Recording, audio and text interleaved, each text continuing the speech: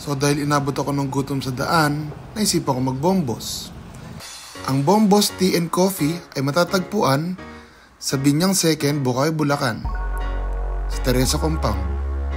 So ito, papasok na tayo sa ako ay nagbike lang.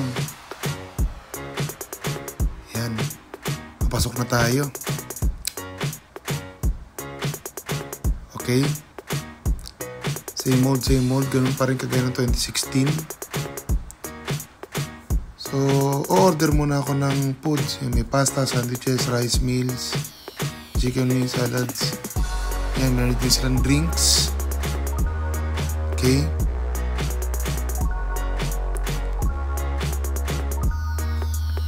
Meron din silang 1 liter drinks na ino-offer for delivery din yata to. I guess, yan. Kain na.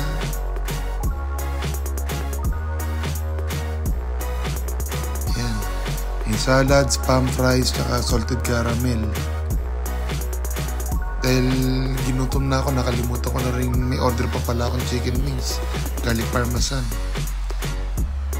Dahil nabitin ako, nag-carbonara pa ako. Ayan. Oh! Sige, banat. Oh! Halatang di gutom ah. Oh!